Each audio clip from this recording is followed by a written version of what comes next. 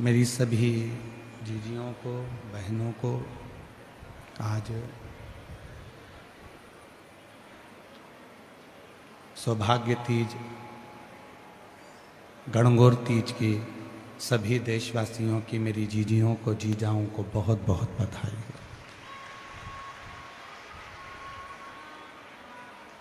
भारत की भूमि का एक ऐसा त्यौहार गणगौर,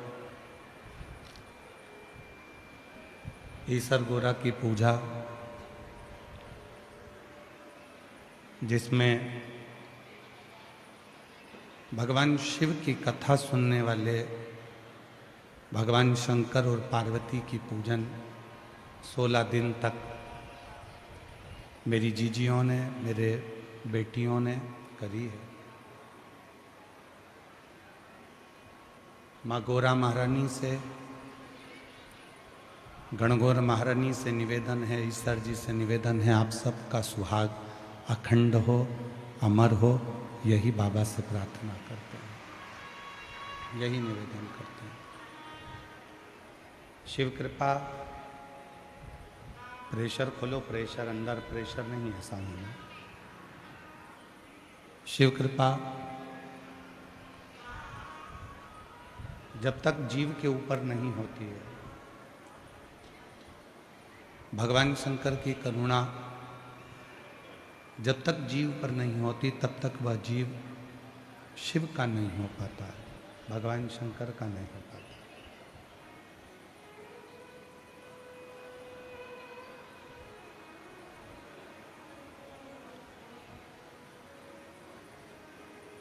शिव पुराण की कथा कहती है कि जीवन में जैसा हम कर्म करते हैं,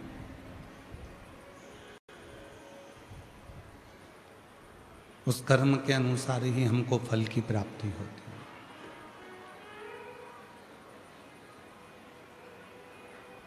आप कैसा कर्म कर रहे हैं, किस प्रकार का आप कर्म कर रहे हैं, उसके अनुसार ही आपको फल प्राप्त होगा।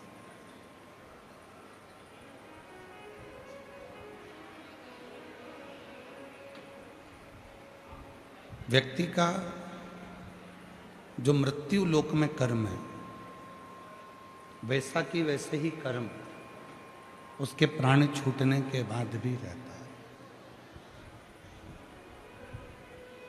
फिर जन्म होता है और वापिस जन्म लेकर फिर इस संसार सागर में कोई ना कोई अवस्था धारण कर कर फिर वो भोगता है।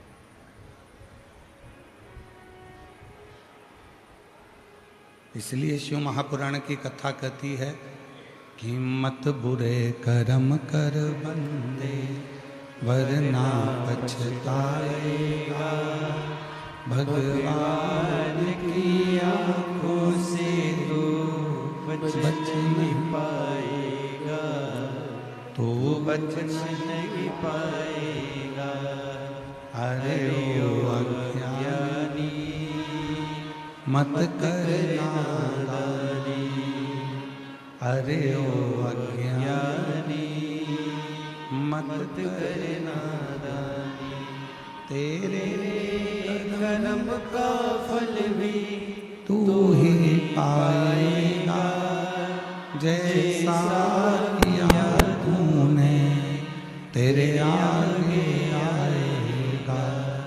मत बुरे कर्म कर बंदे, वरना पछताएगा, भगवान की आंखों से तू बच नहीं पाएगा, तू बच नहीं पाएगा।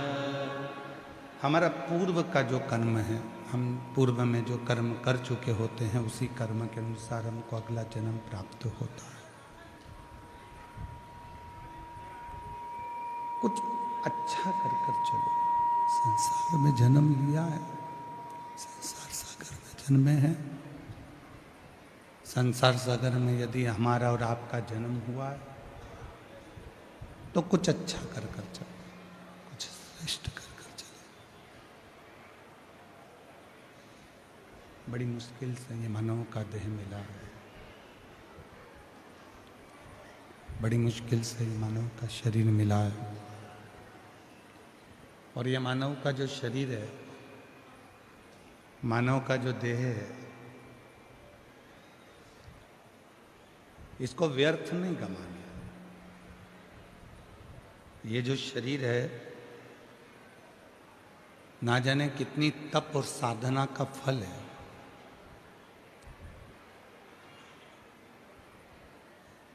शिव महापुराण ने कभी ये नहीं कहा कि आप अपना घर छोड़ो, परिवार छोड़ो, कुटुंब छोड़ो, रिश्ते छोड़ो, नाते छोड़ो। शिव महापुराण कभी ये नहीं कहती कि आप अपना परिवार, कुटुंब, नाते, रिश्ते, घर, परिवार कुछ छोड़ कर जाओ। शिव महापुराण की कथा तो कहती है कि परिवार में रहकर,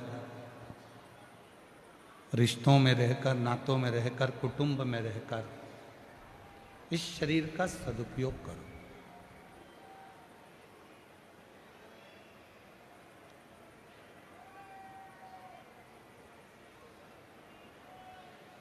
जितना रिश्तों में रहोगे, नातों में रहोगे, कुटुंब में रहोगे, परिवार में रहोगे और परिवार में रहकर जितना जितना आप परमात्मा का स्मरण करोगे, उतना सुख आपकी जिंदगी में आता है। घर छोड़ने की जरूरत नहीं है, परिवार छोड़ने की जरूरत नहीं है, नाते रिश्ते छोड़ने की जरूरत नहीं है।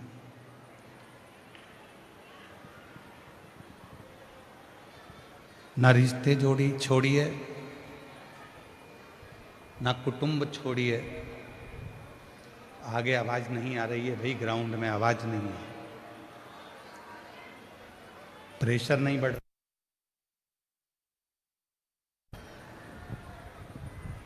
रिश्ते, नाते, कुटुंब, कबीले, ये जितने भी हैं, इनको बिना छोड़े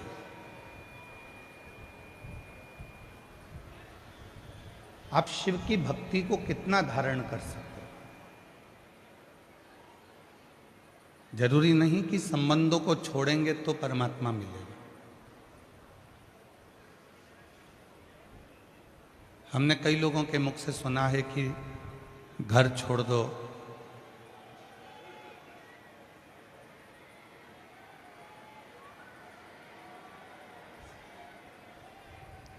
कई लोगों के मुख से सुना है कि घर छोड़ दो, ईश्वर मिल जाएगा। परिवार छोड़ दो, ईश्वर मिल जाएगा। पर शिव महापुराण की कथा कहती है, घर छोड़ने से कभी ईश्वर नहीं मिला, परिवार छोड़ने से कभी ईश्वर नहीं मिला। हाँ, शिव महापुराण की कथा एक बात कहती है, अपने भीतर के अभिमान को छोड़ दो, ईश्वर मिल जाएगा, ईश्वर प्राप्त हो।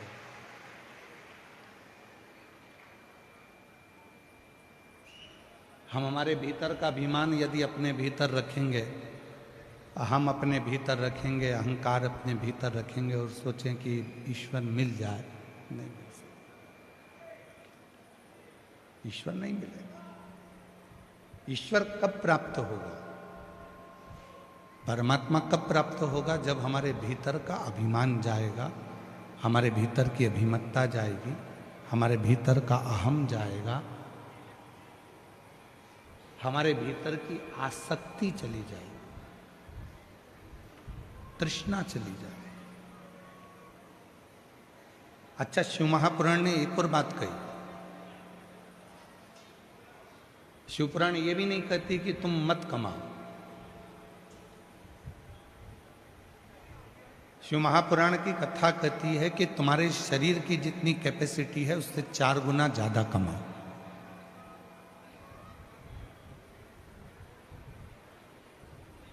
शिव महापुराण ये भी नहीं कहती कि आप किसी नदी के तट पर जाकर बैठ जाओ। शिव पुराण तो कहती है अपने कर्म में लगे रहो,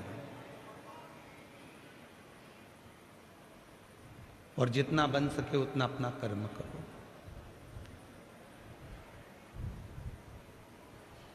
फिर शिव पुराण ने कहा कि ना घर छोड़ो, ना परिवार छोड़ो, ना किसी नदी के तट पर जाकर बैठो।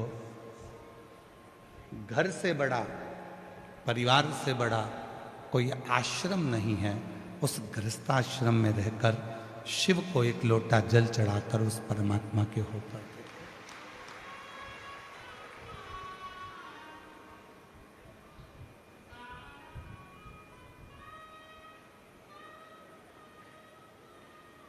ऐसे कई लोग हैं संसार सागर में जो अपना घर छोड़ देते हैं, परिवार छोड़ देते हैं, नाते छोड़ देते हैं, रिश्ते छोड़ देते हैं, कुटुंब छोड़ देते हैं, परिवार छोड़ देते हैं और विचार करते हैं कि कहीं ना कहीं मुझे भगवान मिल जाएगा। पर भगवान कहते हैं कि शिवजी कहते हैं नंदी से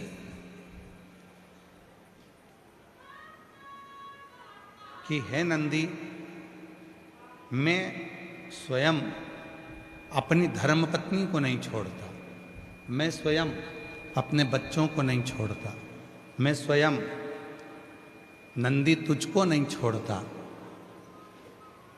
मैं किसी को नहीं छोड़ता। तो मैं क्यों कहूं कि तू अपना घर छोड़ के, परिवार छोड़ के, रिश्ते छोड़ के, नाते छोड़।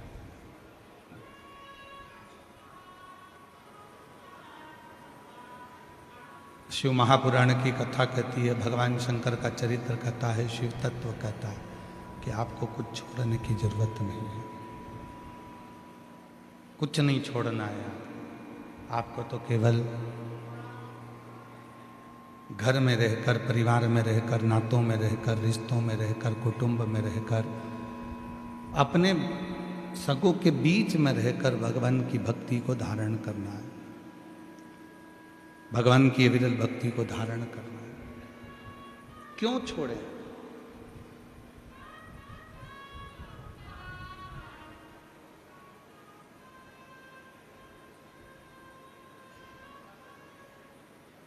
सतयुग, त्रेतायुग, द्वापर और कलयुग, इन चारों युगों में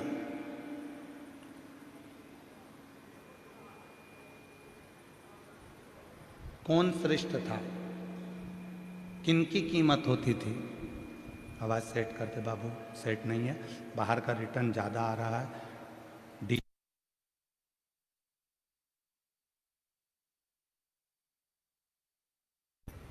सतयुग, त्रेतायुग, द्वापर और कलयुग,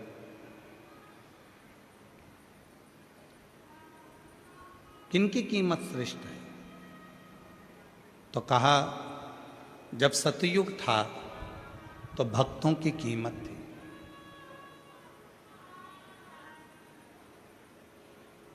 सतयुग में सबसे ज्यादा कीमत अगर किसी चीज की थी तो भक्तों की थी। प्रहलाद, ध्रुव, जितने भक्तों का हम चरित्र उठाकर देखें, ये सारे जितने भी भक्त हुए हैं ये सब सतयुग में, क्योंकि भक्तों की कीमत होती थी। सतयुग में जितनी कीमत भक्तों की थी उतनी कीमत किसी की नहीं थी। लोग उनको पूछते थे, सम्मान करते थे, आदर करते थे, सत्कार करते थे। सतयुग में भक्तों की कीमत थी। त्रेता युग आया तो त्रेता युग में भले आदमी की कीमत थी। आंत्री ऋषि, मातंग, शबरी, जितने भी भले थे, भले आदमी की कीमत। सतयुग में थी भक्तों की कीमत, त्रेता युग में थी भले आदमी की कीमत, द्वापर में थी भक्ति की कीमत। मीराबाई, कर्माबाई, नरसिंह मेहता, नामदेव, तुकाराम, रामकृष्ण परमहंस, चैतन्य महाप्रभु, श्री रामानुजाचार्य जी, श्री निम्बार्काचार्य जी,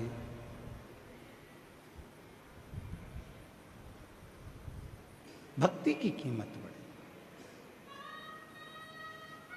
सत्ययुग में भक्तों की कीमत बड़ी थी,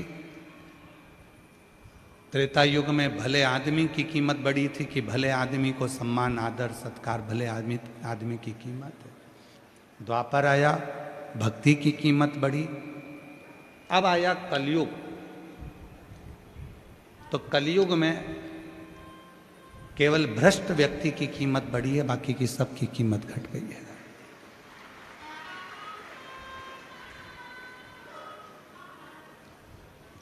अब आप लोगों को बोलना है सतयुग में किसकी कीमत थी? जम के बोलो, भक्तों की। किसकी कीमत थी? भक्तों की। त्रेता युग में किसकी कीमत थी? भले आदमी की। द्वापर में किसकी कीमत थी?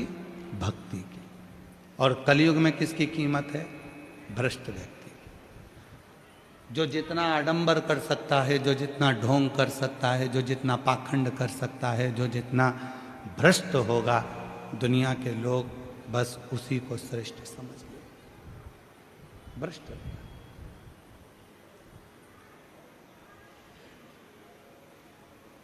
आज दुनिया के लोगों ने करा क्या? परमात्मा को त्याग कर, भगवान को दूर हटाकर लोग अपनी पूजन में लग गए। और शिव महापुराण ने इस कलिकाल में वो चक्रा घुमाया, शिव महापुराण ने वो चक्रा घुमाया कि शिव महापुराण ने कह दिया तुम किसी की पूजन मत करो, किसी संसारिक व्यक्ति की पूजन मत करो, कहीं इधर उधर आडंबर में ना फंसो, बस एक लोटा जल लो और शिव जी को चढ़ाना प्रारंभ करो और तुम्हारी जिंदगी के सारे दुख में, तुम्हारे जीवन के सारे दुख, तुम्हारे जीवन की सारे कष्ट, तुम्हारे जीवन की सारी तकलीफें तुम मिटा लो।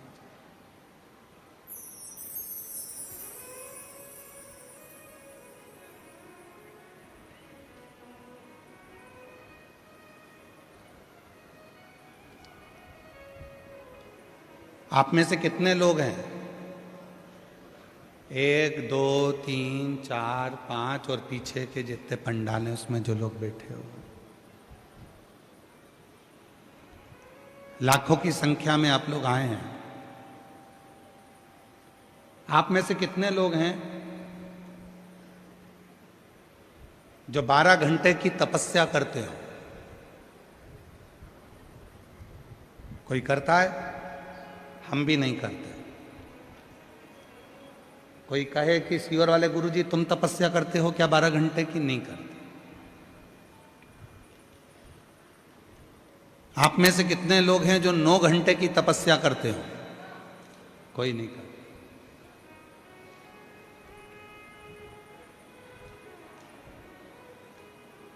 आप में से कितने लोग हैं जो कम से कम 4 घंटे की तपस्या करते हो? कोई नहीं करता। क्यों?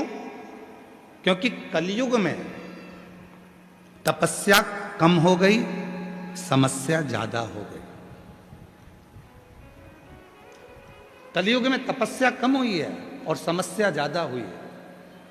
इसलिए शिव महापुराण की कथा में श्री वेद व्यास जी ने लिखा 18 पुराण में से केवल एक ऐसी पुराण है शिव महापुराण जो बिना तपस्या के भी फल प्रदान कर कर दुनिया के लोगों की समस्या मिटा देती है। वो एक लोटा जल है। ये वेद व्यास जी।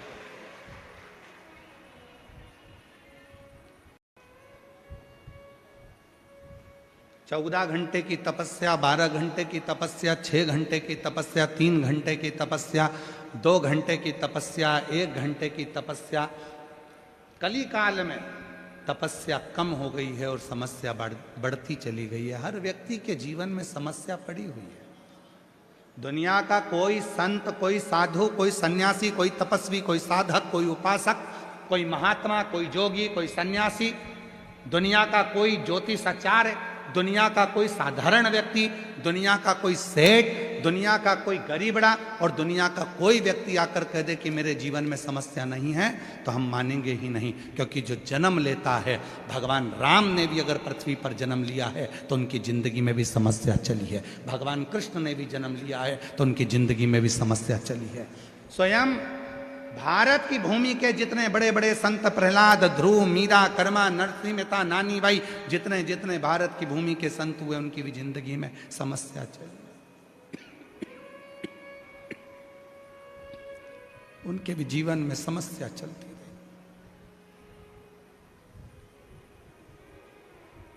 तपस्या कम हो गई, समस्या बढ़ती चली गई और उस समस्या का हल आप सबको शिव महापुराण ने दिया है। क्या दिया है? 1 लोटा जम के बोलो जरा, 1 लोटा।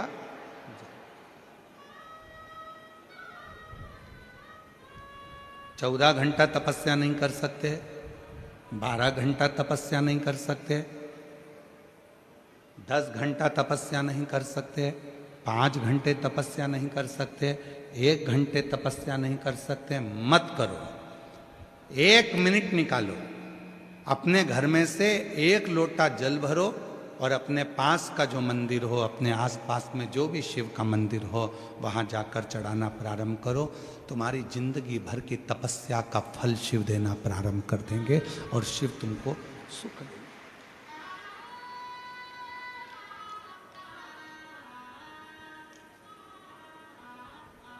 और देख लिया संसार हमने देख लिया, सब मतलब के यार हमने देख लिया, झूठे नाते झूठे रिश्ते, झूठे नाते झूठे रिश्ते, अरे झूठा है संसार हमने देख लिया, सब मतलब के यार हमने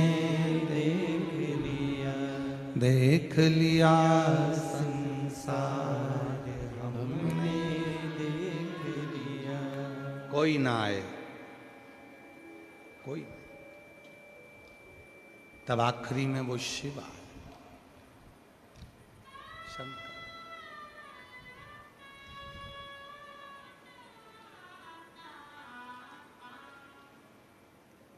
जितने भी युग हुए हैं, प्रत्येक युग में शिव का स्मरण हुआ और हर युग में शिव को नीचे दबाने का प्रयास किया गया।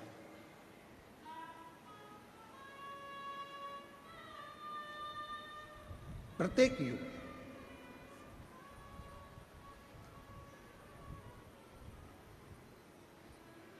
पशुपति व्रत, अच्छा देखिए, श्रीमद् भागवत को उठाकर देखिए, रामचरितमानस को उठाकर देखिए, आपको वर्णन मिलेगा। राम जी महाराज ने पाशुपत्य अस्त्र को अपने पास में रखा।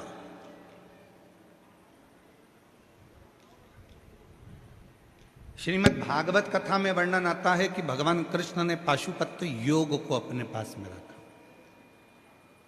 और जब पाशुपत्य योग भगवान कृष्ण को मिल गया तो उन्होंने पाशुपत्य अस्त्र भी अपने पास में रखा।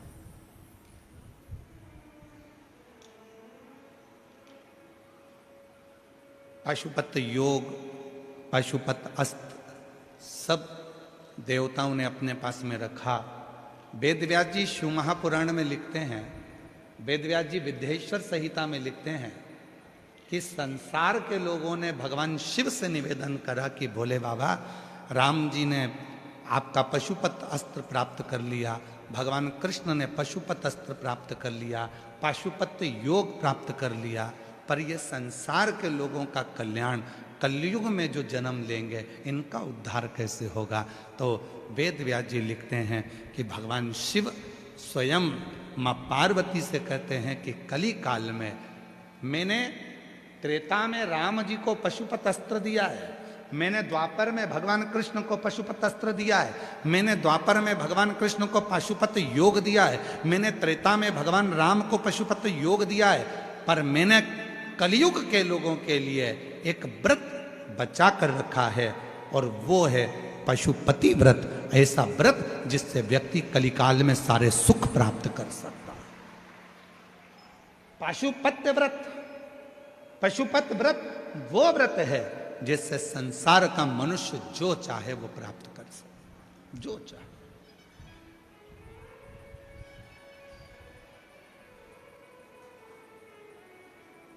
एक बहन ने एक पत्र लिखा है,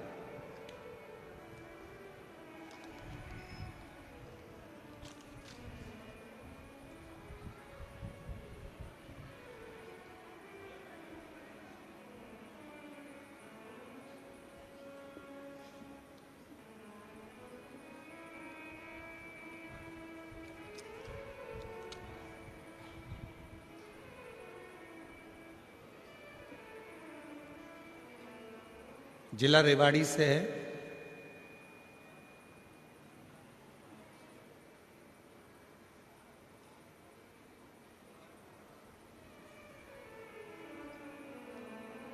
जिला रेवाड़ी, पत्र जिनने लिखा है अगर वो बैठे हों तो हाथ हिला सकते हैं और आ सकते हैं। जिला रेवाड़ी से गांव जड़थल। गुरुजी प्रणाम। पहले हम लोग बहुत गरीब थे। मेरे पति का नाम छत्रपाल और मेरा नाम लक्ष्मी है। हमने बहुत सालों तक, महीनों तक हम प्रजापति हैं, तो हम लोग ईंट के भट्टे पर काम करते हैं। हमारा खुद का कोई भट्टा नहीं है, दूसरे के ईंट के भट्टे पर हम काम करते हैं, ईंट ढोते हैं। गुरुदेव, हमने अपने बच्चे की पढ़ाई ईंट ढो ढो कर 10वीं तक की कराई और 10वीं की पढ़ाई करने के बाद बेटा भी ईंट ढोने में लग गए। हमने हमारे बेटे से कहा कि बेटा ईंट तो ढो पर साथ में थोड़ी पढ़ाई भी कर। 10वीं तक सरकारी स्कूल में पढ़ाकर बेटे को भी काम पर लगाया। एक दिन बेटे ने कहा, माँ, क्या जैसे दूसरे लोग सरकारी नौकरी कर सकते हैं तो क्या मैं भी कर सकता हूँ? मैंने अपने बेटे से कहा कि उसके लिए तो और पढ़ना पड़ेगा। तब मेरे बेटे ने पढ़ना प्रारंभ करा। गुरुदेव, बेटे के लिए हम इधर उधर से पैसा लाते और उसको अच्छे स्कूल में पढ़ाते एक दिन बेटे ने पढ़ाई तो कर ली पर उसका कोई योग नहीं बना नौकरी का। तो हिम्मत हार गया। माँ, इतना पढ़ने के बाद अगर मैं ईंट के भट्टे की ईंट ढोऊं तो क्या काम? तब मैंने अपने बेटे से कहा कि मैं ईंट बनाते बनाते वो सियोर वाला बाबा है ना, उसकी कथा सुनती हूं मोबाइल पर। सेठ जी उसका ट्रैक्टर में कथा लगा देता है, वो सुनने को मिलती है। तू भी उसकी कथा सुन।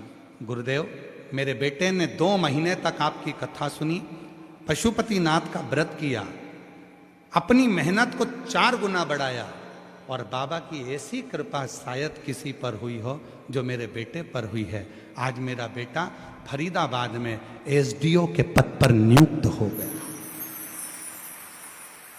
आज मेरा बेटा फरीदाबाद में एसडीओ के पद पर नियुक्त हो गया। शायद दुनिया में किसी पर कृपा करी तो वो मेरे बेटे पर मेरे बाबा ने कृपा करी। कहीं बैठी हो,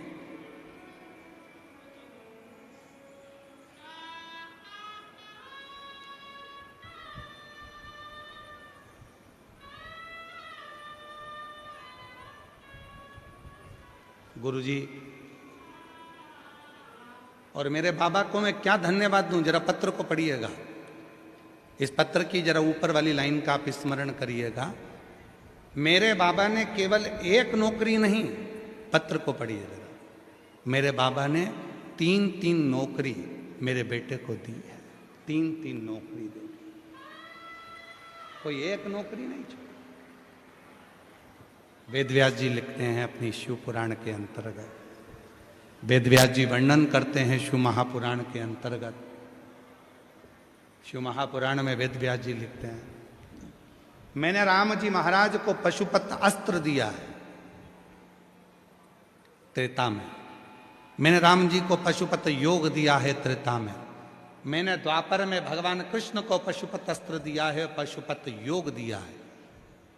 तब कली काल के लोगों के लिए, कलयुग के रहने वाले मनुष्यों के लिए, इनकी कार्य सिद्धि के लिए आपने क्या दिया है?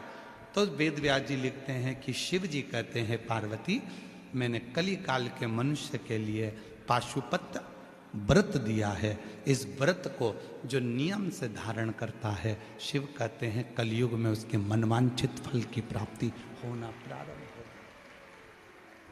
ये वो व्रत है, ये वो साधना, ये वो तप है, ये वो व्रत है, पाशुपत।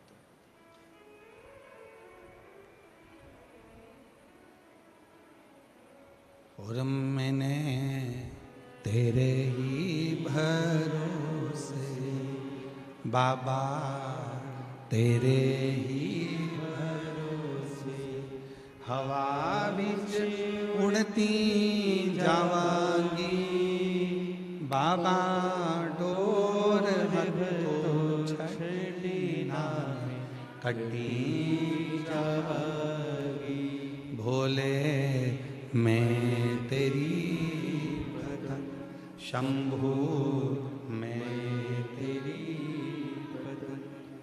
शिव ने दिया है, अब संसार के लोग उसको धारण करें ना करें। शिव तत्व कहता है, शिव महापुराण की कथा कहती है, भगवान शंकर का चरित्र कहता है, शिव महापुराण की कथा कहती है, शिव तत्व कहता है कि इस संसार सागर में, इस भव सागर में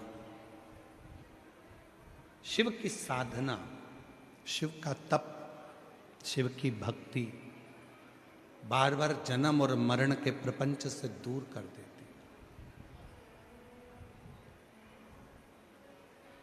हम नहीं कर सकते। हो सकता है जयपुर के लोग 14 घंटे, 15 घंटे, 10 घंटे की तपस्या करते हों, पर सियोर वाला महाराज तो 10 घंटे की जाने दो, 3 घंटे की तपस्या भी नहीं करता। हम अपनी कह रहे हैं।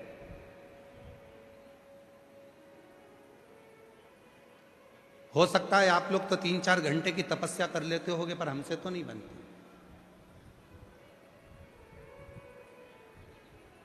हाँ, हमसे एक काम बनता है जो मेरे वेद व्यास जी ने लिखा शिव पुराण में, कि कली काल में, इस कलयुग में तपस्या कम हुई है, समस्या बड़ी है, और समस्या का हल करने के लिए वेद व्यास जी ने 1 लोटा जल और श्री शिवाय नमस्तुभ्यम का मंत्र दिया है, जिसको हम जपते हैं, भजते हैं और शिव को चढ़ाते हैं।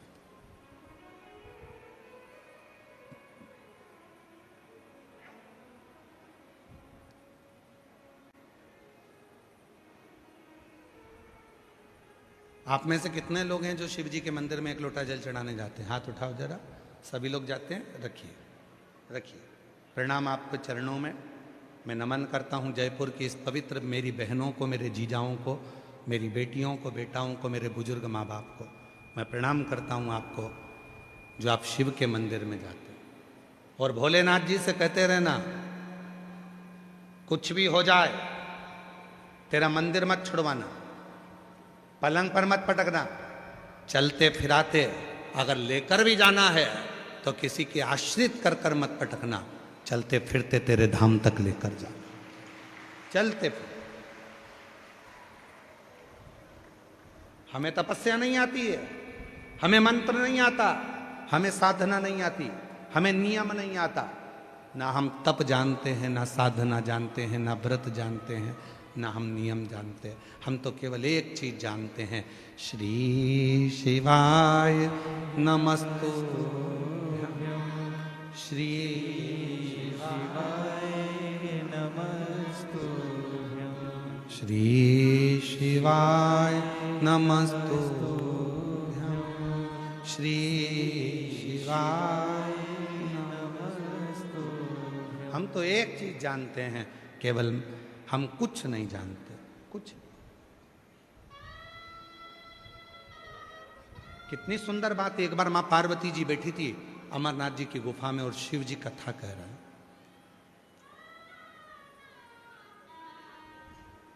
कथा पूरी हुई, मां जगत जननी नंदी पर बैठकर वापिस आई, और नंदी पर बैठकर जब मां आद्य शक्ति जगत जननी जगदम्बा दुर्गा भवानी जब वापिस आई, तो नंदी पर मां पार्वती जी ने अमरनाथ की गुफा में तो प्रश्न किए, उसका उत्तर तो मिला, पर अमरनाथ की गुफा के साथ में पार्वती जी ने जब अमरनाथ की गुफा से वापस आ रही थी तो नंदी के ऊपर बैठकर फिर प्रश्न किया,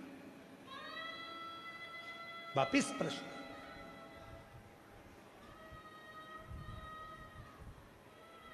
और पार्वती जी ने कौन सा प्रश्न किया? पार्वती जी बोली, संसार के कई लोग हो सकता है कि विद्या अध्ययन नहीं करे हो, संसार के बहुत सारे लोग ऐसे हैं, हो सकता है किसी गुरु की शरणागति ना गए हो, संसार के कई लोग ऐसे हैं जिन्होंने किसी विद्यालय में पढ़ाई ना करी हो, संसार के कई लोग ऐसे हैं जिन्होंने कहीं किसी गुरु की शरणागति ग्रहण ना करी हो, किसी के उनको संस्कृत बोलना नहीं आती, उनको मंत्र बोलना नहीं आते, उनको साधना करना नहीं आती।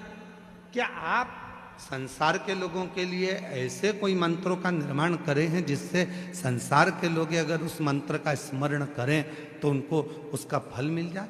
तो शिव जी ने शाबर मंत्र का प्रयोग बताया। शाबर मंत्र जो शिव के द्वारा स्वयं प्रकट हुआ, शाबर।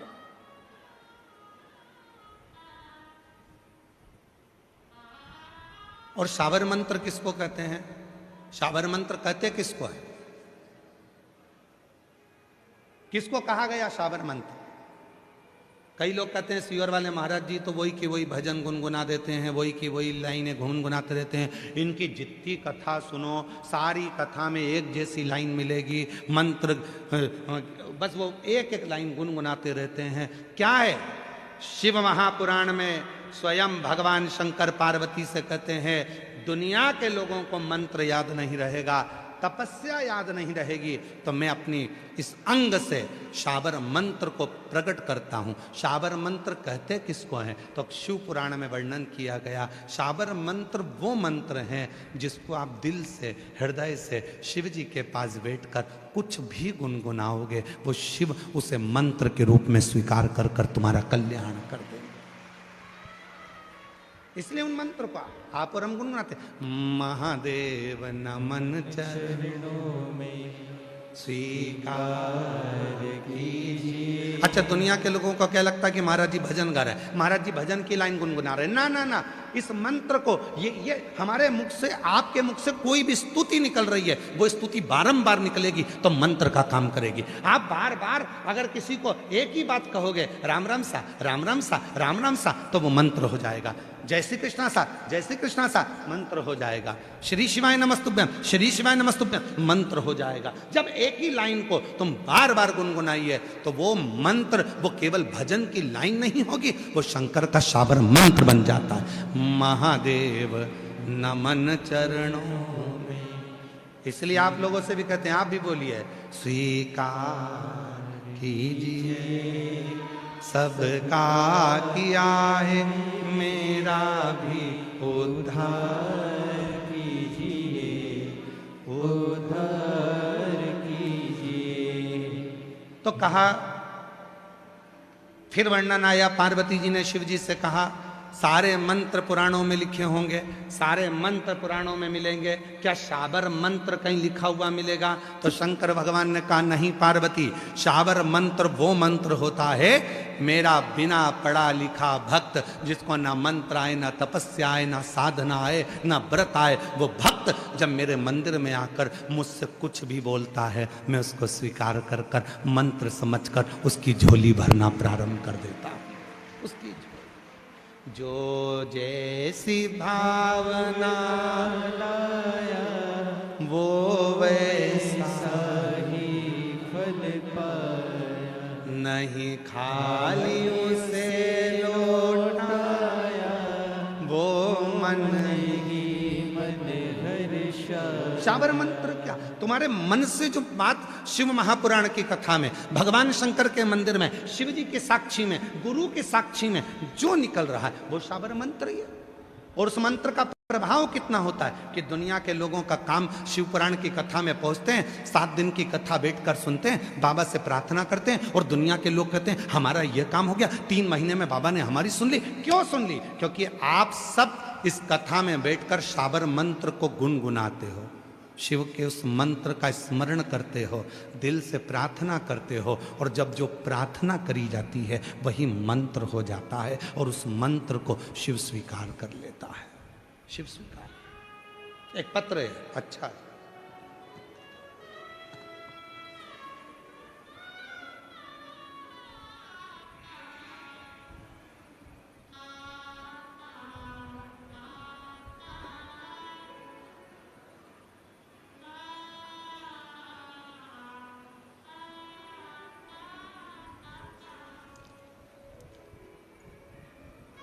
सादर प्रणाम।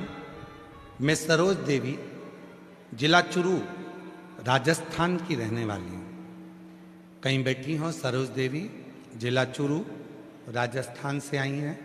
अगर कहीं बैठी हो तो हाथ हिला सकती हैं, और अगर कहीं बैठी हो, किसी भी पंडाल में बैठी हो तो व्यासपीठ के पास आकर बेलपत्र ले सकते हैं। मैं सरोज देवी, जिला चुरू, राजस्थान की रहने वाली हूँ। आपकी कथा 4 पंडाल में सुनी। पहली बार पुष्कर में, दूसरी बार सीहोर में, तीसरी बार रतनगढ़ में, चौथी बार जयपुर में, पिछली बार सुनकर गई हूँ। गुरुदेव, केवल एक नियम था, मेरी बेटी पढ़ाई कर रही है और उसको नीट क्लियर करना है। उसका नीट क्लियर नहीं हो रहा था। बाबा से 5 पंडाल का नियम लिया था कि 5 पंडाल में कथा सुनूंगी और 5 पंडाल में तो मुझे विश्वास है कि मेरी बेटी का नीट क्लियर कराएगा। गुरुदेव, आपकी कथा बिल्कुल सत्य कहती है, जो पंडाल में बैठकर मांगो वो देता है। बाबा ने ऐसी कृपा करी, मेरी बेटी ने 12th क्लियर करा और नीट का एग्जाम भी बाबा की कृपा से दिया। और आज मैं छाती ठोक कर कहूँ, मेरी बेटी को एक गवर्नमेंट कॉलेज नहीं, 2 गवर्नमेंट कॉलेज से लेटर आया। मेरी बेटी को 2 मेडिकल कॉलेज में सिलेक्शन मिला, 2 मेडिकल कॉलेज से पत्र आया, एक नहीं 2। गुरुदेव, आज मेरी बेटी बीकानेर के MBBS कर रही है और मैं क्या वर्णन करूं गुरुदेव, शिव शिव है। आप कहते हो कि मेहनत को 4 गुना करो, मेरी बेटी ने वही करा। बेलपत्र पर शहद लगाकर बाबा को चढ़ाती और बाबा के मंदिर में सफाई करती। गुरुदेव, बाबा की कृपा का क्या गुणगान करूं, वो कभी झोली खाली नहीं रखता, भरता जरूर है, भरता। एक पत्र और है, बड़ा सुंदर, देखिए।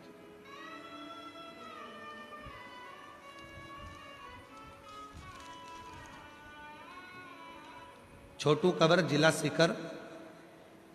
कौन सा गांव लिखा है, पढ़ के बताओ जरा। छोटू कवर, जिला सीकर, काठावा, कछावा। कौन सा है, पढ़ के बताओ जल्दी से। क्या लिखा है?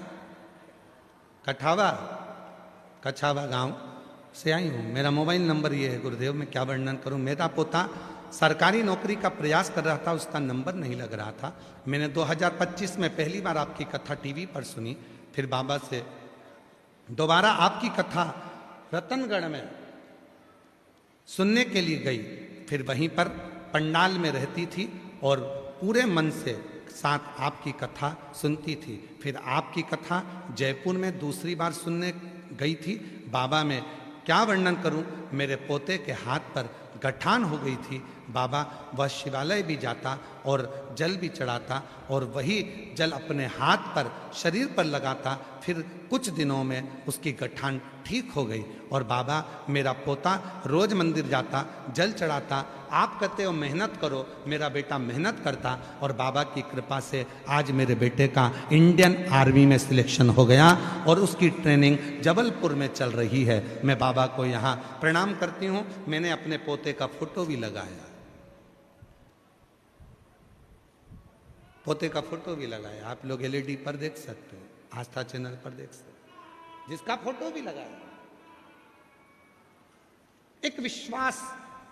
तो शिव जी ने क्या दिया, तो शंकर जी कहते हैं मैंने अपने भक्त के लिए, कोई जो पढ़ा भी नहीं है, जो कुछ जानता भी नहीं है, जिसको कुछ नहीं आता, ना मंत्र जानता, ना तपस्या जानता, ना साधना जानता, ना व्रत जानता, शिव जी ने उसको शाबर मंत्र दे दिया। शाबर मंत्र क्या है? कोई तुमसे पूछे, तुम जब नेट पर सर्च करोगे, गूगल में सर्च करोगे, यूट्यूब पर निकालोगे कि शाबर मंत्र निकालो, तो शाबर मंत्र ना किसी पुराण में, ना किसी पोथी में कहीं नहीं लिखा गया। शाबर मंत्र कौन सा है? तो यूट्यूब पर, गूगल पर आप सर्च कर कर देखेंगे तो लिखा आएगा, जो तुम दिल से, जो तुम हृदय से, जो तुम बार बार भगवान के लिए गुनगुनाओगे, भगवान के लिए वही मंत्र शाबर मंत्र हो जाता है। उसी मंत्र को शिव स्वीकार करते हैं।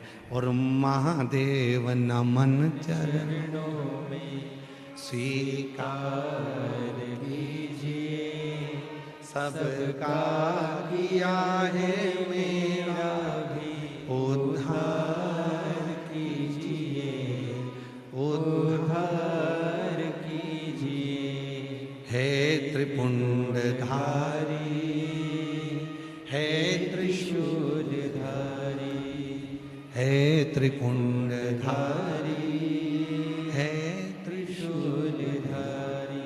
चरणों में तेरे बाबा जी पावन है चारों धाम। चरणों में तेरे बाबा जी पावन है चारों धाम। तेरी देव करते वंदना, पूजे सीताराम।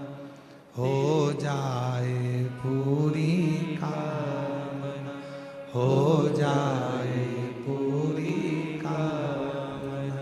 उपकार कीजिए सबका किया है, मेरा भी उद्धार कीजिए, उद्धार कीजिए। शिव मंदिर जाओ, लोटा भर जल चढ़ाओ, जो तुम्हारे मन में आए वैसे शिव को पुकारो। तपस्या कलयुग में नहीं हो सकती, समस्याएं बड़ी हैं, उन समस्याओं का हल एक लोटा।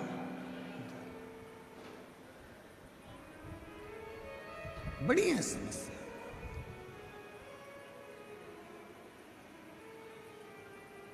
और कोई कह दे इस कलिकाल में,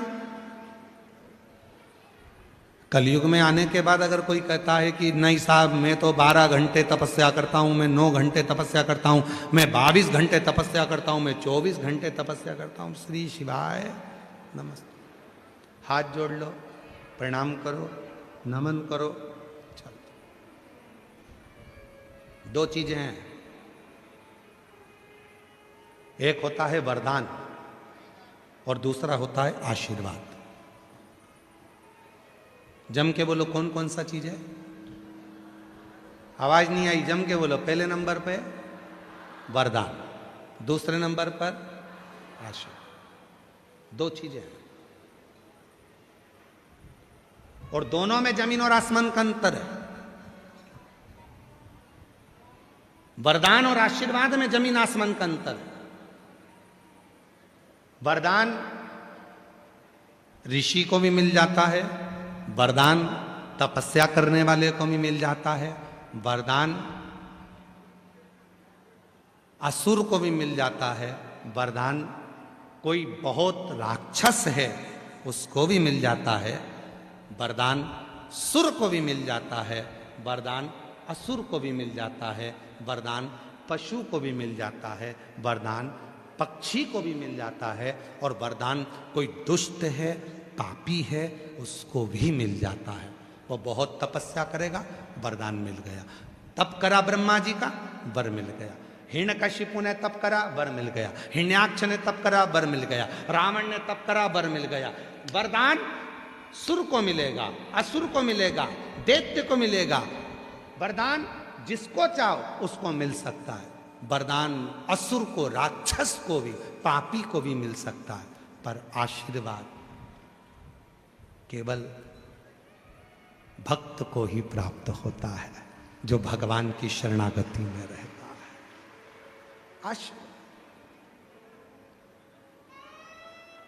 और शिव महापुराण की कथा कहती है, तुम्हारे घर में तुम्हारे बुजुर्ग माँ बाप तुमको आशीर्वाद दे रहे हैं ना, तुम्हारे मम्मी पापा, तुम्हारे पिताजी माताजी अगर तुमको आशीर्वाद दे रहे हैं ना, तो बड़े किस्मत वाले हो कि तुम्हें आशीर्वाद मिल रहा। वरदान, तिजोरी की चाबी, लॉकर का माल तो सबको मिल जाता है, किसको नहीं मिलेगा? सब मनुष्य जन्म लिए हो तो भी तुम्हारी बीवी होगी, बच्चे होंगे, सब होंगे। मम्मी पापा भी मिलेंगे तुम्हें मनुष्य देह में।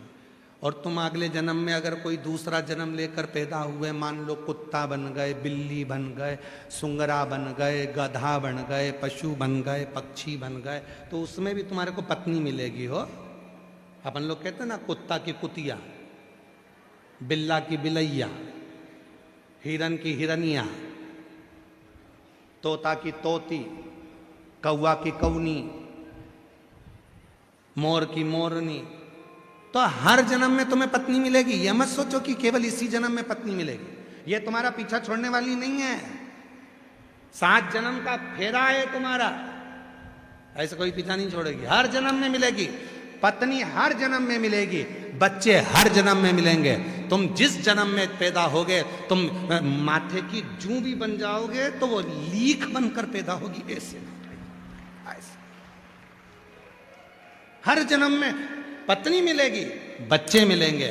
खटमल बने तो भी बच्चे मिलेंगे, पत्नी भी मिलेगी। मच्छर बने तो भी पत्नी मिलेगी और बच्चे भी होंगे। हर जन्म में पत्नी और बच्चे सब मिलेंगे, पर हर जन्म में शिव पुराण की कथा नहीं मिलेगी। शंकर को एक लोटा जल चढ़ाने का मौका नहीं मिलेगा। हर जन्म में तुम शंकर के मंदिर नहीं जा सकोगे। हर जन्म में तुम शिव को एक लोटा जल नहीं चढ़ा सकोगे। हर जन्म में तुम पूरे चीटे बनकर शंकर पे चढ़ जाओगे, पर जल नहीं चढ़ा पाओगे। इसलिए ये मानव की जो देह मिली है, इस देह का सदुपयोग करो। इस देह का सदुपयोग।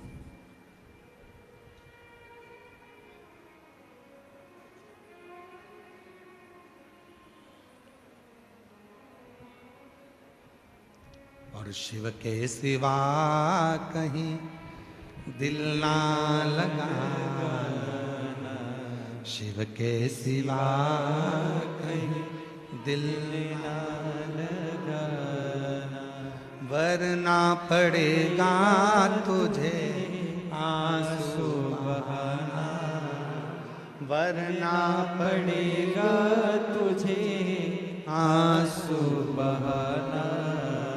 शिव के सिवा कहीं दिल ना लगाना, शिव के सिवा कहीं दिल ना लगाना। तो वरदान मिलना सरल है, पर आशीर्वाद मिलना कठिन है। मम्मी आशीर्वाद दे रही है, पापा आशीर्वाद दे रहा है, पिताजी आशीर्वाद दे रहा है, माँ आशीर्वाद दे रही है, रिश्तेदार आशीर्वाद दे रहा है। समझ लेना भगवान की बड़ी कृपा है। कोई तो है जो तुम्हें आशीर्वाद दे रहा है, कोई तो है।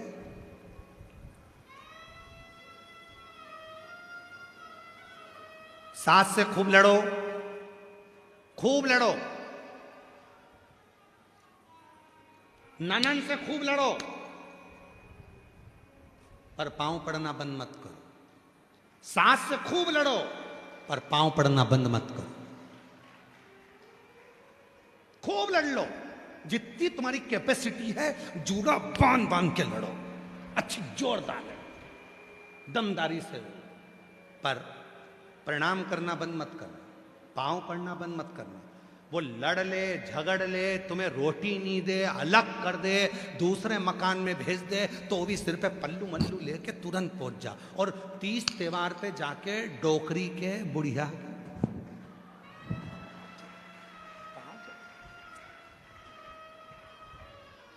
क्यों? शिव पुराण कहती है कितनी भी लड़ाई हो जाए और सास के तुमने पांव पकड़ लिए, घर के बुजुर्ग के तुमने पांव पकड़ लिए, भले वो अंदर से कुड़ के गाली भी देगी ना, तो भी आशीर्वाद ही कहलाएगा। वो भी आशीर्वाद, वो बद्दुआ भी देगी तो भी आशीर्वाद कहलाएगा। खूब लड़ो, दिल से लड़ो, 4-5 पराठे खा खा के लड़ो।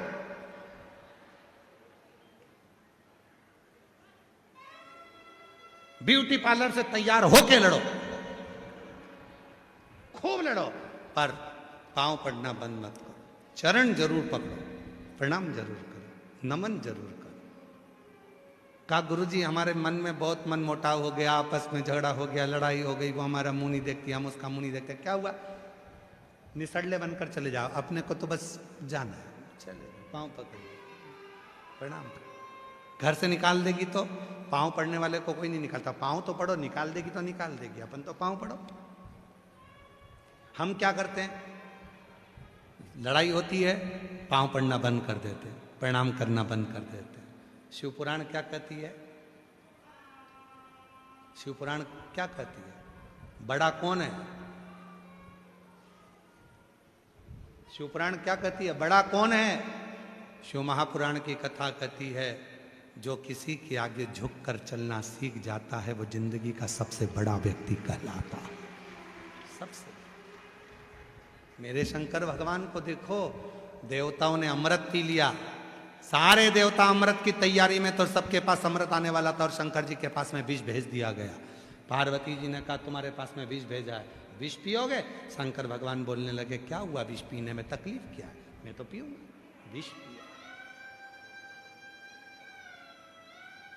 विष धारण का।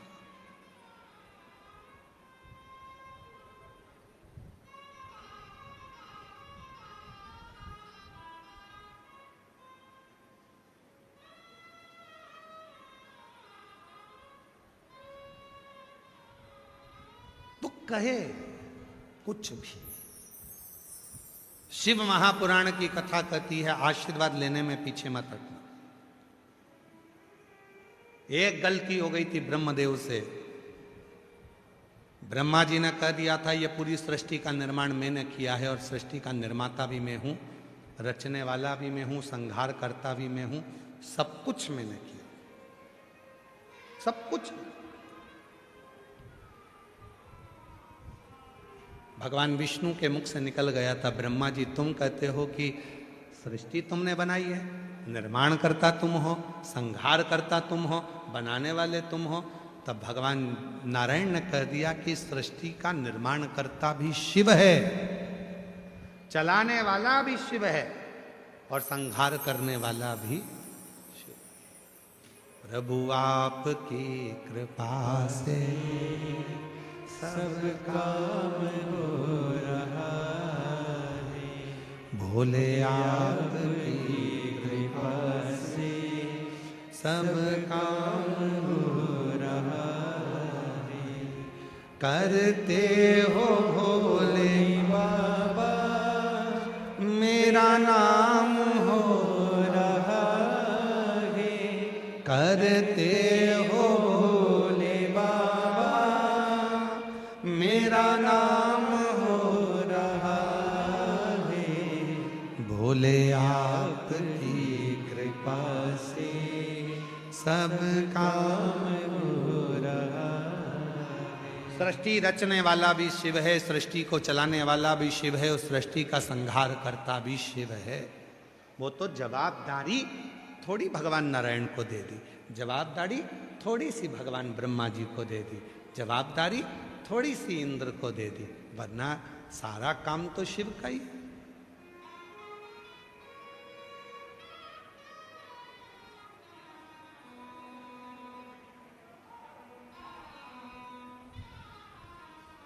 एक बहुत प्रश्न है, सुंदर प्रश्न है, उत्तर दीजिएगा जरा, ठीक है? सभी लोग उत्तर देना। किडनी जरूरी है, लीवर जरूरी है कि श्वास जरूरी है? जम के बोलो जरा। श्वास। श्वास ही नहीं होगी तो किडनी और लीवर का क्या खाक करोगे? श्वास कौन है? शिव।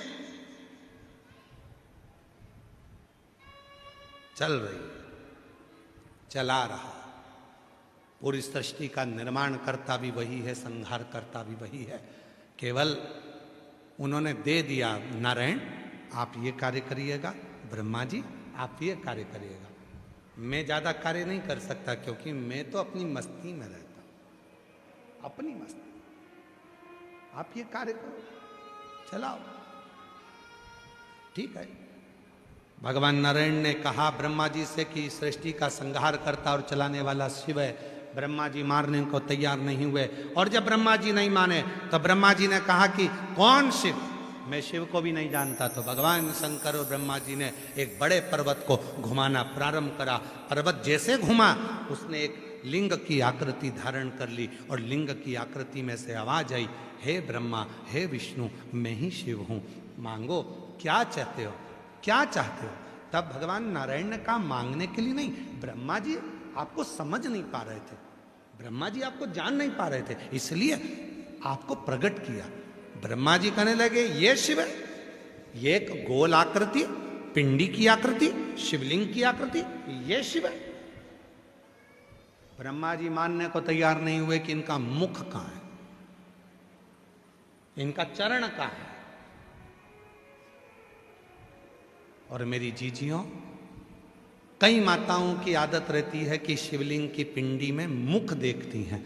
शंकर जी का मुख किधर होगा? इधर है, इधर है, इधर है, इधर है, किधर है? शंकर जी के 5 मुख हैं, चारों दिशा में 4, और एक शंकर जी का मुख शिवलिंग के ठीक ऊपर के भाग में। जैसे ये शिवलिंग दिख रहा है तो एक मुख इधर, एक मुख उधर, एक मुख उधर, एक मुख उधर, और जो ऊपर का गोल भाग दिख रहा है, शंकर जी का एक मुख ऊपर की ओर होता है। क्यों?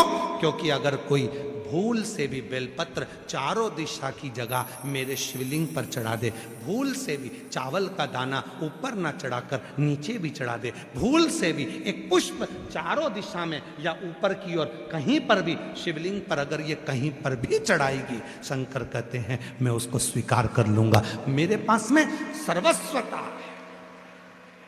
और हम कहां देख रहे हैं? शंकर जी को पाना है तो कहां बैठना पड़ेगा? यहां बैठो। शिव जी को पाना है तो क्या करना पड़ेगा? ऐसे करना पड़ेगा। शंकर भगवान का शिवलिंग कहता है तुम्हारे घर में शंकर भगवान का शिवलिंग है, उस शिवलिंग का मुख कहां पर है? तो शिव पुराण कहती है चारों दिशा में मुख है, और शंकर का शिवलिंग का एक मुख ऊपर की ओर भी है। शिव स्वयं आनंद के साथ पशुपति नाथ के रूप में पंचानंद बनकर विराजमान। एकानंद चतुरानन पंचानन राजे, भोले पंचानन राजे। एक मुख भगवान नारायण, ब्रह्मा 4 मुख और भगवान शिव 5। एकानंद चतुरानन पंचानंद राजे, भोले पंचानन राजे। हंसासन गरुड़ासन, हंसासन गरुड़ासन, वृषवाहन साजे। शंकर जी की आरती, शंकर भगवान की आरती, किसी भी देवी देवता की आरती उतार कर देखिए। जगदीश भगवान की आरती उतारोगे जगन्नाथ जी का वर्णन मिलेगा, राम जी की आरती उतारोगे राम जी का वर्णन मिलेगा, भगवान कृष्ण की आरती उतारोगे कृष्ण भगवान का वर्णन मिलेगा, देवी की आरती उतारोगे तो देवी का वर्णन मिलेगा। केवल शंकर भगवान की एक आरती ऐसी है, पूरी आरती में तीनों देवताओं का वर्णन है, और उसमें भी शंकर जी का वर्णन सबसे आखिरी में है, सबसे आखिरी में। एकानंद चतुरानन, भगवान विष्णु भगवान ब्रह्मा आखिरी में, पंचानन राजे, हंसासन गरुड़ा, हंस का आसन गरुण का आसन सबसे आगे आखिरी में, हंसासन गरुड़ासन, वृषवाहन साजे। आखिरी में वृषभावान, मतलब शिव जी की आरती में भी शंकर भगवान सबसे पीछे। क्यों? शिव जी कहते हैं तुम आगे रहो, तुम आगे रहोगे तो मुझे खुशी मिलेगी। मैं विष पीकर भी खुश रह लेता हूँ, विष पीकर भी मैं देवों में भी देव महादेव कहला जाता हूँ, और तुम अमृत पीकर भी देव कहला पाते हो। अमृत पीकर भी तुम देवता हो, और मैं विष पीकर भी महादेव। महादेव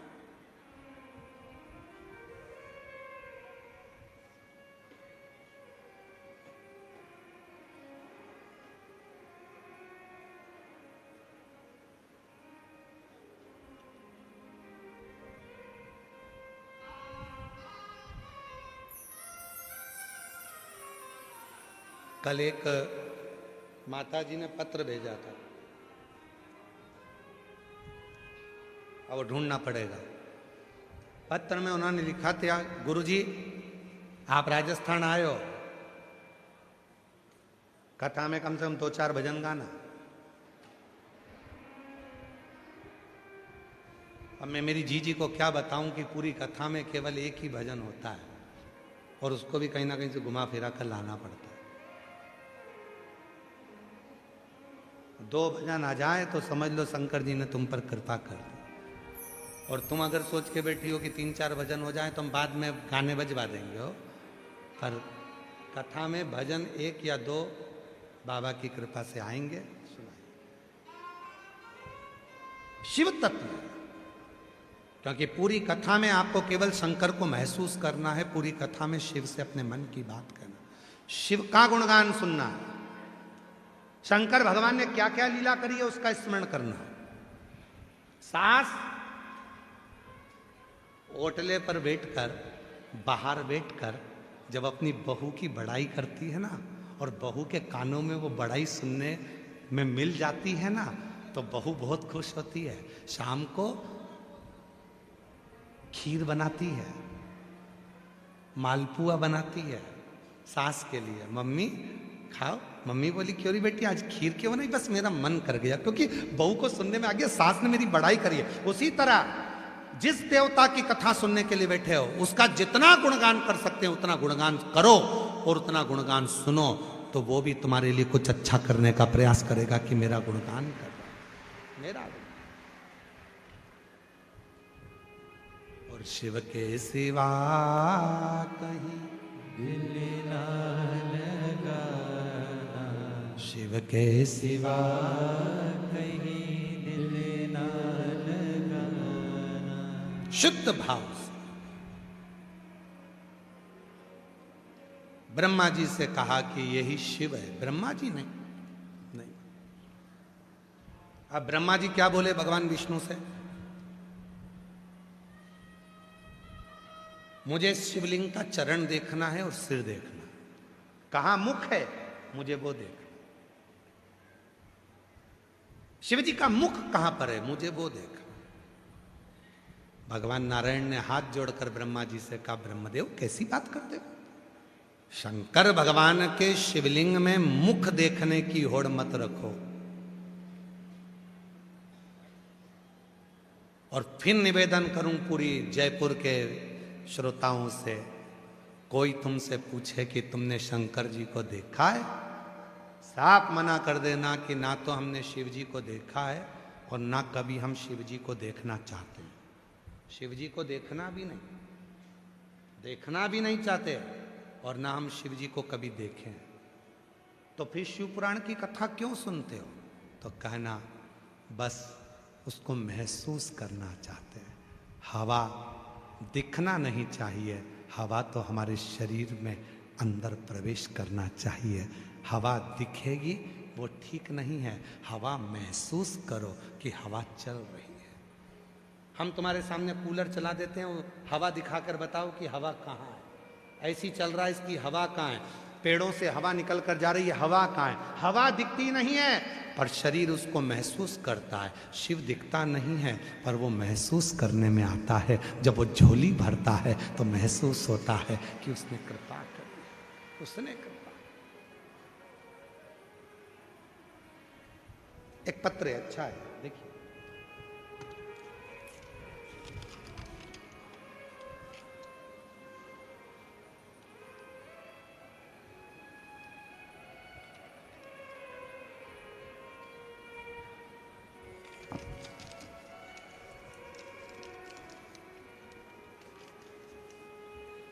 मैं सपना तिवारी, भरतपुर, तहसील भूसावर, गांव बारोली, राजस्थान की निवासी हूं। उम्र है मेरी 38 वर्ष, 38। कहीं बैठी हो तो हाथ हिला सकती है। अगर कहीं बैठी हो, भरतपुर से आई हैं, तहसील है भूसावर, गांव है बारोली। मैं सपना तिवारी। एक लोटे जल का मैं क्या वर्णन करूं गुरुदेव। मेरे पति की मृत्यु 2022 में हो गई थी। मेरे 2 छोटे बच्चे हैं। मैं बहुत दुखी हो गई थी गुरुदेव। फिर मेरी ननद ने शिव महापुराण के बारे में बताया। गुरुजी बहुत रोती थी मैं। पति चला गया 2022 में। 38 वर्ष की मेरी उम्र है। घर में 2 बच्चे हैं। क्या करूं? कैसे भरण पोषण होगा? खूब रोती थी। तब मेरी ननद ने कहा, भाभी क्यों रोती हो? सियोर वाला बाबा कथा कहता है, तुम सुनना तो चालू करो। तब मैंने शिव महापुराण के बारे में बताया। तब मैंने कथा सुनी। कथा सुनी, मन में आया, सीहोर वाला बाबा कहता है कि कथा के पंडाल में बैठकर जो मांगा जाता है वो मिलता जरूर। मैंने अपनी ननन से कहा, जी जयपुर में कथा हो रही है, विद्याधर नगर में कथा थी, क्या मैं कथा में चली जाऊं? दोनों बच्चों को लेकर, छोटे बच्चों को लेकर कथा में आकर बैठ गए। गुरुदेव, आपने कथा में कह दिया था कि हिम्मत कभी नहीं हारना चाहिए, जितना बन सके मेहनत करो, परिश्रम करो, कभी हिम्मत मत हारो। महादेव को अपना बाप समझो, पिता समझो। एक लोटा जल चढ़ाने जाओ तो अपने बाप से बात कर कर आओ। उस दिन जो हिम्मत मिली गुरुदेव, विद्याधर नगर में कथा सुनी। 20 साल हो गए थे पढ़ाई छोड़े हुए, और गुरुजी 20 साल के बाद आपके कहने पर 20 साल बाद पढ़ाई चालू करी और 10th की परीक्षा दी। और 10th की परीक्षा दी, उसके कुछ दिन बाद बाबा ने ऐसी कृपा कर दी, मुझे नहीं मालूम कि शिव कैसे कृपा करता है। और 10वीं की पढ़ाई के बाद ही मेरे बाबा ने मेरी सरकारी नौकरी लगवा दी। मैं बाबा को प्रणाम करता। क्या गुरुजी 10th की पढ़ाई के बाद कोई सरकारी नौकरी में लग सकता है? पर मेरे शंकर ने बाप का फर्ज अदा करा। उसको मालूम था मेरी बेटी का पति नहीं है, छोटी सी उम्र में 2 बच्चों को पालेगी कैसे। और आज बाबा ने मुझे आशीर्वाद के रूप में सरकारी नौकरी दे दी। मैं बाबा को धन्यवाद देती हूँ। गुरुदेव, सरकारी नौकरी तो मेरे खाते में आ गई, पर कुछ समय निकला, और कुछ समय के बाद जैसे ही सरकारी नौकरी लगी, उसका 15 से 20 दिन लगा। और 20 दिन बाद मेरे को थोड़ा सा घबराहट सी हुई, शरीर में दर्द हुआ। डॉक्टर को दिखाने के लिए गई तो ब्रेस्ट में कैंसर की 3 गठाने बता दी। ब्रेस्ट में कैंसर की 3 गठाने बता दी। गुरुदेव, उस दिन से मैंने आखिरी में एक ही निर्णय लिया कि अब प्राण तो जाएंगे, शरीर को कटवा कर पिटवा कर कहाँ से पैसा लाऊंगी, और बच्चों का क्या होगा। तब विचार कर लिया केवल रुद्राक्ष का जल पीऊंगी। और जो मिट्टी में पंडाल में से उठा कर ले गई थी अपनी झोली में, उसी मिट्टी को पूरे शरीर पर और ब्रेस्ट पर लगा लेती और रुद्राक्ष का जल लेना शुरू कर दिया। उसके बाद बाबा ने ऐसी कृपा कर दी, मेरी सारी की सारी गठाने खत्म हो गई और मेरी रिपोर्ट नॉर्मल आ गई। और मैं बाबा को धन्यवाद देने के लिए आज कथा के पंडाल में आई हूँ। बाबा, गुरुदेव, आपकी कथा नहीं है, एक बाप और बेटी का संबंध है। यहाँ जो आता है अपने पापा से बात करने आता है, अपने बाबुल से बात करने।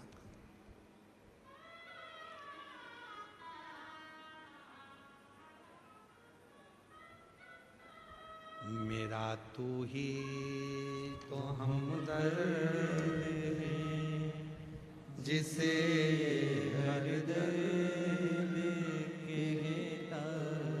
एक लाइन लिखी है बेटी ने, अगर कहीं बैठी हो तो जरूर आना। तेरा दर तो हकीकत में दुखियों का सहारा है, दरबार तेरा बाबा जन्नत का नजारा है। उसकी कृपा, उसकी उदार। कितना कष्ट संसार में है, पर वो अगर एक लोटा जल आप शिव को समर्पित कर रहे हो तो वो स्वीकार कर रहा है, स्वीकार कर। मेरा तू ही तो हमदर्द है, जिसे हर दर्द कहता हो। आप भी बोलो, मेरा तू ही तो हमदर्द है, जिसे हर दर्द कहता हो। दुनिया के आगे प्रभु चुपचाप में रहता हो। दुनिया के आगे प्रभु चुपचाप में रहता हो। मेरा तू दर्द है, जिसे हर दर्द कहता हो। मेरा तू ही तो हमदर्द है, जिसे हर दर्द कहता हो। बधाई आपको बहुत बहुत। बेटी का नीट क्लियर हुआ है, एक बार जोरदार ताली बजाओ। बेटी डॉक्टर बन रही है, जोरदार ताली बजाओ। साधुता है बेटी। आया नजर ना कोई भी अपना, जब मुझको दरकार थी, जब मुझको दरकार थी, तब मेरे पथ का जीवन के रथ का तू ही बना सारथी, तू ही बना सारथी। भोले ने करी हर कदम पे ये मेहरबानियाँ। मेरा तू ही तो हमदर्द है, जिसे हर दर्द कहता हो। मेरा तू ही तो हमदर्द है, जिसे हर दर्द कहता हो। उससे अपने दिल की बात करो। कल कथा में कहा था, पहले दिन की कथा में, शिव पुराण केवल कथा सुनने का विषय नहीं है, शिव को महसूस करने का विषय। जिस पंडाल में जगह मिले वहां बैठो, सुनो।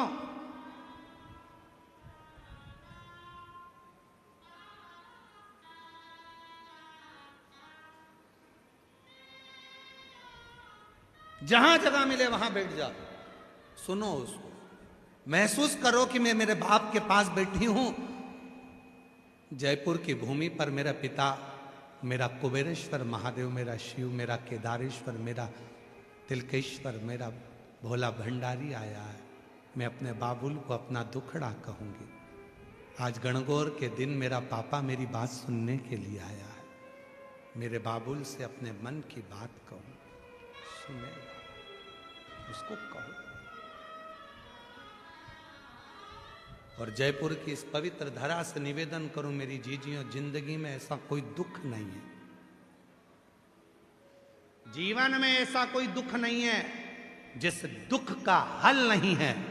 और हल, प्रत्येक दुख का हल मेरे देव अधिदेव महादेव के चरणारविंद में है। प्रत्येक दुख,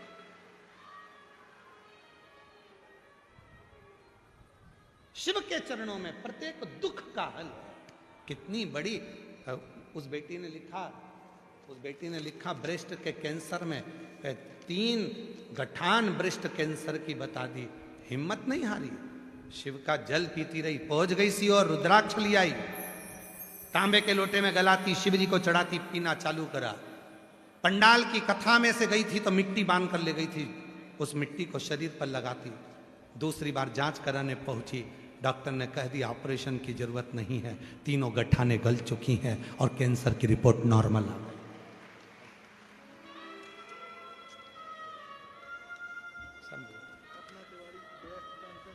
रोती नहीं, अब तो बाबा संभाल लिया था, तो क्या टेंशन करते, बिल्कुल ना रो बेटा, शिव है शंभू, आप भी ना रोइए, सब कोई ना रो, खुश हो, बाबा के पास आए हो ना, आंसू निकालो।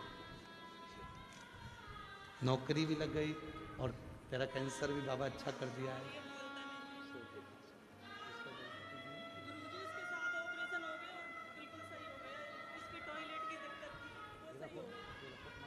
जब से कथा सुनने आए बिल्कुल सही हो गए, रिपोर्ट नॉर्मल आई है इसकी, सारी रिपोर्ट नॉर्मल। अच्छा, काय का ऑपरेशन था इसका? पेशाब भी नहीं। अच्छा, एक बच्चों को रोते नहीं, खुश होकर जाओ। मेरा तू ही हमदर्द है, जिसे हर दर्द कहता हो। उसको प्रेम से बोलो, स्नेह से बोलो, वो स्वीकार करो, स्वीकार। ये जो बच्चा जा रहा है, 7 ऑपरेशन हो गए हैं इस बच्चे के, इसकी यूरिन की नली का 7 ऑपरेशन हो गया, और डॉक्टर ने आखिरी में जवाब दे दिया था। तो इसको भी कथा के पंडाल में लेकर आया था, और आज बच्चा खुद चल कर आया है, उसके लिए भी साधुता करिए। शिव तत्व है, ये केवल कथा नहीं है कि कथा के पंडाल में गए, श्रीमद् भागवत हो रही है, आपने श्रवण कर लिया, राम कथा हो रही है, आपने श्रवण कर लिया, विष्णु पुराण हो रही है, नर्मदा पुराण हो रही है, लिंग पुराण हो रही है, स्कंद पुराण हो रही है, सुन लिया। ये केवल सुनने का विषय नहीं है, या महसूस करो, महसूस। हम श्री घनश्याम जी रावत जी को, हम श्री राकेश जी रावत जी को, हर्षे जी को बहुत बहुत साधुवाद देते हैं कि बाबा ने आपको अगर यजमान बनाकर बिठाया है तो कहीं ना कहीं आप उस शंकर के पुत्र हो, शिव की संतान हो, जो मेरे बाबा ने आपको पकड़ कर यहां बिठाया है। शिव की कृपा, शिव की, उसकी करुणा के बिना संसार में कुछ नहीं हो सकता, कुछ नहीं। और रावत जी बड़ी खुशी मनाना कि बाबा ने करुणा कर कर आप लोगों को यहाँ बिठाया, ये बड़ी खुशी की बात है। लोगों की जिंदगी हो जाती है, भागवत के यजमान बनना सरल है, राम कथा के यजमान बनना सरल है, पर शिव महापुराण का यजमान बनना कठिन है, क्योंकि शिव खुद स्वयं जजमान के रूप में आकर बैठता है, तब जाकर शिव महापुराण की कथा हो। बहुत कठिन। भागवत कराना सरल है, राम कथा कराना सरल है, शादी करना सरल है, सारी पुराणें करवाना सरल है, पर शिव पुराण कराना कठिन है। क्यों? सारी व्यवस्थाओं को सुचारू रूप से करो तो भी बाबा रोज प्रतिदिन कोई ना कोई परीक्षा लेता रहता है। पूरे 7 दिन परीक्षा चलती है शिव पुराण की कथा में, सफल हो जाए ये शिव की कृपा होती है।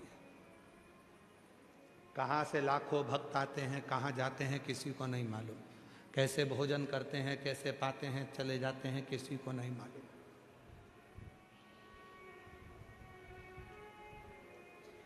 किसी को नहीं।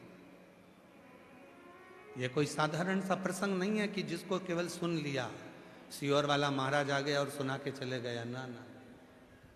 इस कथा को केवल लोग कथा के पंडाल में केवल स्तुति करने के लिए आते हैं, केवल प्रार्थना, उसको निवेदन करने के लिए आते हैं, उसकी मिट्टी को लगाने के लिए शरीर पर आते हैं, उसको विनय करने के लिए आते हैं। हृदय से करना। ब्रह्मा, तुम स्वीकार नहीं करते? ब्रह्मा जी ने कहा मैं नहीं मान सकता। शिवलिंग का मुख कहां है? शिवलिंग के चरण कहां है? और याद रखना मेरी जीजियों, मेरे जीजाओं, मेरी बेटियों, मेरे बेटाओं, मेरे बुजुर्ग माँ बाप, स्मरण में रखना, शंकर के मंदिर में तुम कहीं पर भी बैठकर शंकर को जल चढ़ाओगे वो स्वीकार करेगा।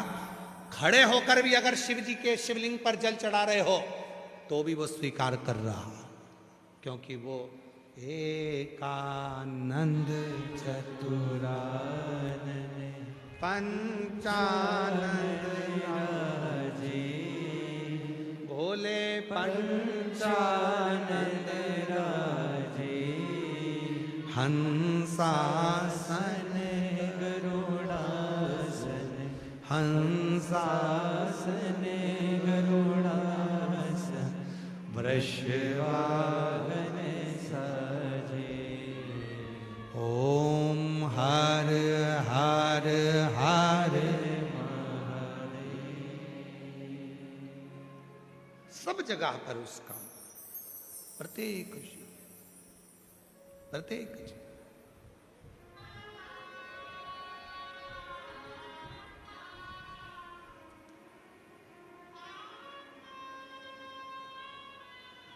सर्वस्व हर कण में वही बैठा है, प्रत्येक कण।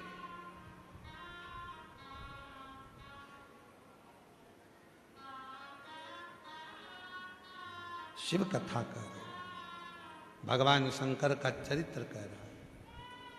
शिव महापुराण की कथा वर्णन कर रही है। ब्रह्मा जी ने कहा कि ठीक है, मैं भगवान शंकर का शीश देखने के लिए जाता हूं। नारायण, आप भगवान विष्णु बोले मैं चरण ढूंढने के लिए जाता हूं। भगवान विष्णु को तो मालूम था चरण नहीं मिलना है। शिव के चरण मिलेंगे क्या? नहीं मिल सकते। अभी आपको कथा में कहा, कोई पूछे कि शंकर जी को देखा है? नहीं देखा। शंकर जी को देखना चाहोगे? नहीं देखना चाहते। हम तो उसको महसूस करना चाहते। ब्रह्मा जी ने गलती करी थी शंकर जी का मुख देखने की। क्या हाल हुए ब्रह्मा जी के, अभी ये कथा में बताया जाएगा। मुख देखना है ब्रह्मा जी को, और भगवान विष्णु कह रहे हैं देखने की जिद मत करो। शंकर भगवान को देखना जरूरी नहीं है, शंकर भगवान को महसूस करना जरूरी है। वो प्रत्येक रोम रोम में है। जब जल चढ़ाओ तो महसूस करो कि मैं अपने पापा से बात कर रही हूं, मैं अपने पिता से बोल रही हूं। एक पत्र है, अच्छा है।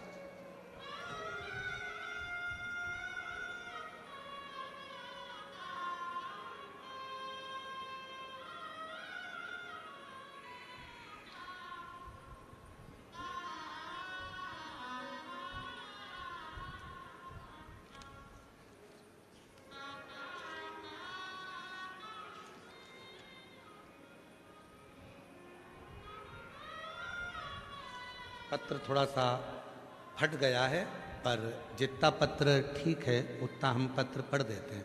जो फटा है उसको छोड़ देंगे, ठीक है। तो पत्र में आधा नाम तो दिख रहा है, आधा नाम नहीं दिख रहा है, पर हम जितना नाम दिख रहा है उतना बोल दे रहे हैं। मेरा नाम कविता, मेरे पति का नाम रमेश कुमार सोनी है। गुरुजी, मैं हनुमानगढ़ जिला तहसील भादरा से आई हूँ। मेरा मोबाइल नंबर ये है। एक लोटा जल, पत्र आगे फिर फटा हुआ है कि कृपा का मैं क्या वर्णन करूं गुरुदेव। मेरे पति ने आर्मी से 2020 में रिटायरमेंट लिया। दूसरी सरकारी नौकरी की तैयारी कर रहे थे। बहुत प्रयास करने पर भी नौकरी नहीं लगी। तब हर बार निराश हो जाते थे। फिर एक दिन मोबाइल में आपकी कथा देखी, आपने बताया कि एक लोटा जल सारी समस्या का हल। फिर अगले दिन से ही हम पति पत्नी दोनों मंदिर जाना शुरू किया और एक लोटा जल बाबा को चढ़ाना।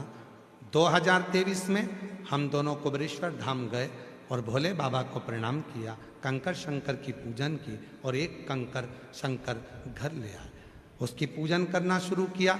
हम दोनों ने पशुपतिनाथ का व्रत किया। 2025 में आपकी कथा जब जयपुर में हुई, हमने 7 दिन तक पंडाल में कथा सुनी। पति पत्नी हम दोनों पंडाल में पहुंच गए।